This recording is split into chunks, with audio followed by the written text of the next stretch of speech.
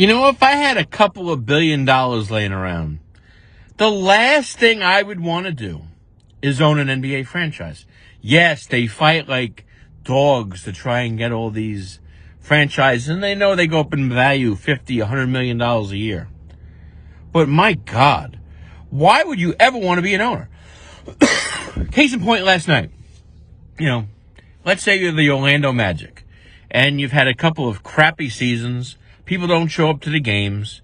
So now you're fortunate enough because you got the right ping pong ball and, you got the first overall pick. Now you have your choice of 3 college kids of varying sizes and shapes, different skill sets. And you got to figure out which 19-year-old is going to save your franchise.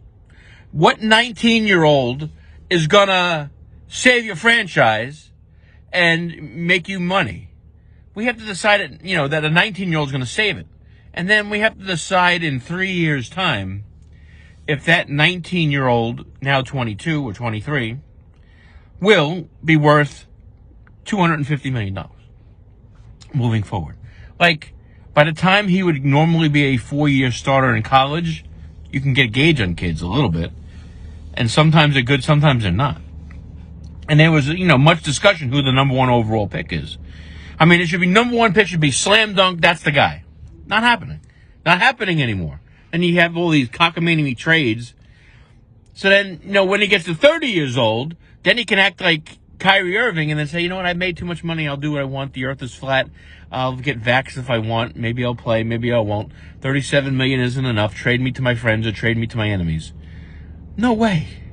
No way. I'd much rather, like, your ROI on a basketball team is pretty good, especially if you're James Dolan, because, we build through the draft now. We know what we're doing. And, we went through another draft night we drafted another guy from France. Or we got another Nidokina. We got another Frederick Weiss. Well, at least they traded him in like 10 minutes. But again, another year of disappointment on the horizon for the Knicks.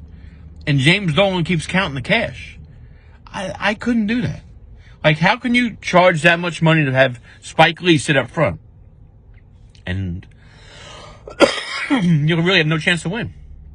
Like, I couldn't do that as an NBA owner. I couldn't. There's no way. It's all about the Benjamins. The more they tell you in life, words to live by, the more they tell you that it's not about the money, it's about the money. And you know what? As an NBA franchise, they might print money, but if I was a billionaire, not for me. Like and subscribe.